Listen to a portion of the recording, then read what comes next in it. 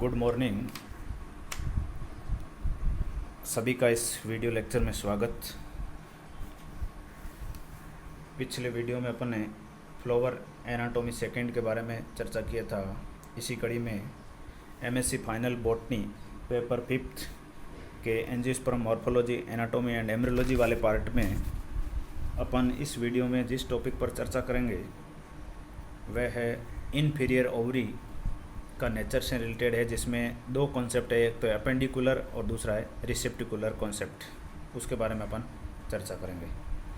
First of all, flower कितने type के होते हैं? तो फ्लावर के अंदर 3 टाइप है, एक हाइपोगाइनस, एक पेरिगाइनस और एक एपिगाइनस। हाइपोगाइनस जो कंडीशन है वो मोस्टली फ्लावर के अंदर होता है, जिसके अंदर सेपल, पेटल एंड स्टेमल्स वो है थैलेमस के से अटैच होते हैं और ये सारे ओवरी के नीचे होते हैं, below the ovary.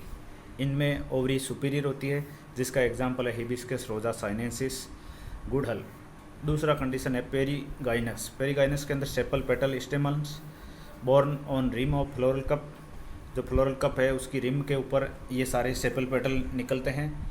And ovary is seated in centre of this cup, और उसके सेंटर के अंदर ओवरी रहती है, जिसका एग्जांपल है कैलिकेंथस।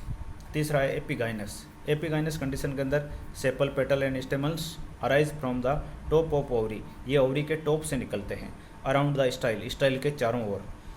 उसमें क्या होता है, ओवरी नीचे रह जाती है। इस कंडीशन में ओवरी होती है इन्फीरियर, जिसका एग्जांपल है रूबिएसी, कंपोजिटी, अम्बेलिफेरिका। उदाहरण है आपका कोरिएंड्रम। तो ये 3 कंडीशन है, हाइपोगाइनस, पेरिगाइनस एंड एपिगाइनस। अब इसके अंदर अपन तीनों के डायग्राम देख सकते हैं कि ओवरी के अंदर किस प्रकार से हाइपोगाइनस है, किस प्रकार से पेरिगाइनस है, किस प्रकार से एपिगाइनस है।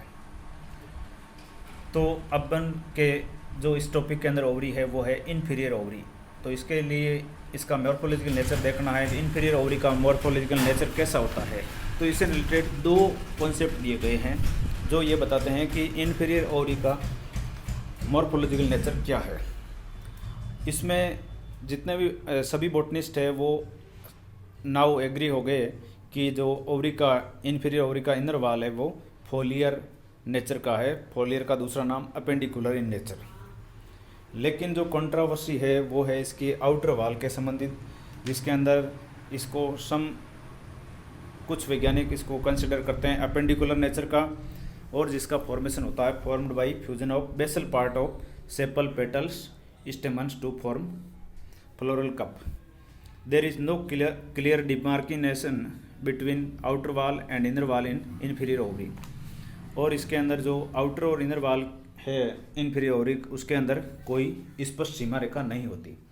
दूसरा व्यू ये कहता है कि आउटर वाल है इन्फीरियर ओवरी का वो रिसेप्टिकुलर इन नेचर होता है। रिसेप्टिकुलर मतलब एक्सिस से, रिसेप्टिकल से बना हुआ, having been formed by invagination of receptacle, और जिसका निर्माण होता है रिसेप्टिकल के इन्वेजिनेशन, अंदर की ओर मुड़ने से। तो इस प्रकार इसके 2 कॉन्सेप्ट है।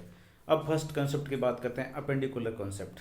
इसके अंदर एम्स है, उन्होंने बताया कि inferior ovary in nearly all families has been result from adnation of basal parts, जिसके अंदर sepal, petal, stamens to ovary wall, making a hypogynous flower, epigynous and superior ovary as inferior.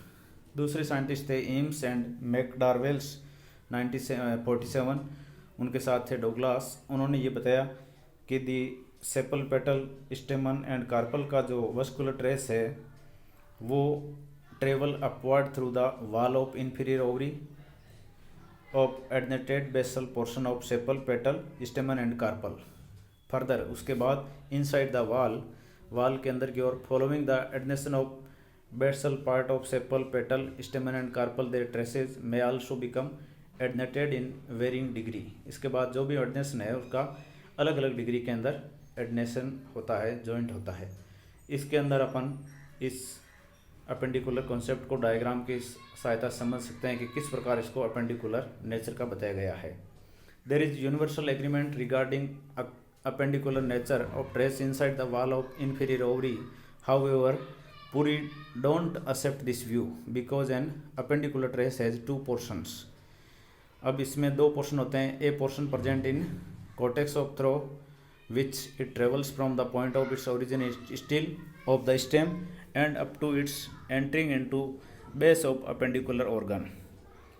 We don't call the cortex as appendicular in nature.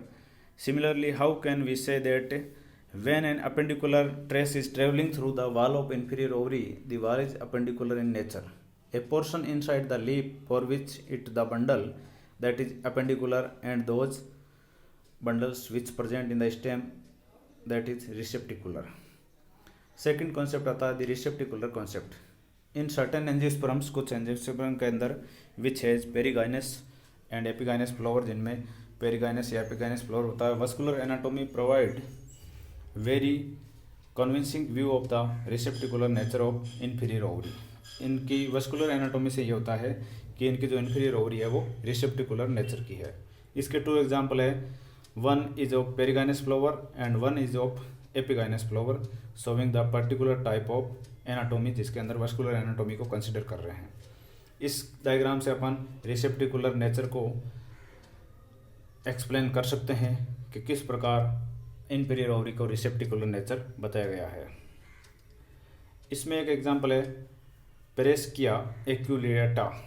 इस genus के अंदर जो flower है वो होता है पेरिगाइनस रिसेप्टिकुलर नेचर का, और इसके जो बंडल्स है रिसेप्टिकुलर या stem bundles ascend that is run up with normal orientation in the inside of outer region of floral cup, जो कि फ्लोरल कप के आउटर रीजन में प्रेजेंट रहते हैं। They give vascular traces of tepals, इनसे vascular जो trace निकलते हैं वो टेपल्स को जाते हैं। After reaching the top of floral cup के टॉप में पहुंचने के बाद दे बेंड इनवर्ड, ये उल्टे अंदर की तरफ बेंड हो जाते हैं एंड ट्रेवल डाउन, इसके बाद नीचे की तरफ ट्रेवल करते हैं, वो भी फ्लोरल कप के विद इनवर्स ओरिएंटेशन, जिससे इनका जो ओरिएंटेशन है वो इनवर्स या उल्टा हो जाता है। These vascular bundles due to their inverse orientation called recurrent bundles. इन इनवर्स ओरिएंटेशन वाले बंडल्स को रिकरेंट बंडल्स भी कहते हैं।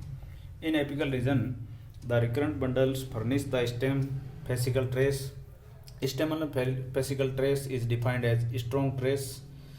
अब स्टेमिनल जो फेसिकल ट्रेस है उसे स्ट्रॉन्ग ट्रेस कहते हैं, which may by further division furnishes a single trace to each of the many neighbouring stamens, और जिससे आगे चलकर डिवीजन होगा और जो पड़ोसी स्टेमन्स है उनके अंदर उसके ट्रेसेस पहुंचते हैं। After reaching the base of floral cup के बेस पर पहुंचने के बाद recurrent bundles become completely used up. Recurrent bundles को पूरी तरह यूज कर लिया जाता है in making the vascular supply of gynoecium की वस्कुलर सप्लाई को बनाने में। TS of floral cup shows following concentric rings of bundles. Floral cup के टीएंस के अंदर निम्न कंसंट्रिक रिंग्स बंडल्स की दिखाई देती है। फर्स्ट रिंग है normally oriented ring of stealer bundles. Stealer bundle का जो ओरिएंटेशन है वो नॉर्मली होता है। इसके बाद inner middle carpellary dorsal inversely oriented stelar bundles, जिन्हें अपन रिकरेंट बंडल नाम दिया। Then inside the ovary wall a ring of normally oriented 5 carpellary dorsal bundles and their branches. इसके बाद ओवरी वॉल के अंदर की ओर जो नॉर्मली ओरिएंटेड है 5 है, वो है कार्पिलरी डोर्सल बंडल और उसकी ब्रांचेज। इस प्रकार इसके अंदर ये निम्न कंसंट्रिक रिंग्स प्राप्त होती है, जिनको अपन इसके अंदर अलग अलग तरीके से देख सकते हैं। इस प्रकार इस वीडियो के अंदर अपन ने इंफीरियर ओवरी की नेचर के बारे में जाना। इसमें सबसे पहले अपन ने फ्लावर के टाइप बताए, एपिगाइनस, हाइपोगाइनस, पेरिगाइनस। इसके अंदर ओवरी को बताया अपन ने। फिर उसके अंदर ओवरी जैसे सुपीरियर होती है, कुछ में ओवरी इन्फीरियर होगी, कुछ में हाफ इन्फीरियर होगी। इसके बाद अपन ने अपेंडिकुलर जो कॉन्सेप्ट है ओवरी का, जिसके अंदर इन्फीरियर ओवरी को वाल को अपेंडिकुलर या फोलियर नेचर बताया गया है। दूसरा जो कॉन्सेप्ट था जिसके अंदर ओवरी को रिसेप्टिकुलर या एक्सिस नेचर का बताया गया, स्टेम नेचर का, जिसके अंदर अपन ने कुछ उदाहरण देखे। उदाहरण के बाद उनका एनाटॉमी देखा, उनके वस्कुलर बंडल्स देखे, उनका ओरिएंटेशन देखा, और उसके पश्चात अपने दोनों का कंपैरेटिव कंक्लूजन निकाला। सभी का धन्यवाद। इसके बाद अपन नेक्स्ट वीडियो के अंदर प्लासेंटेशन के बारे में चर्चा करेंगे।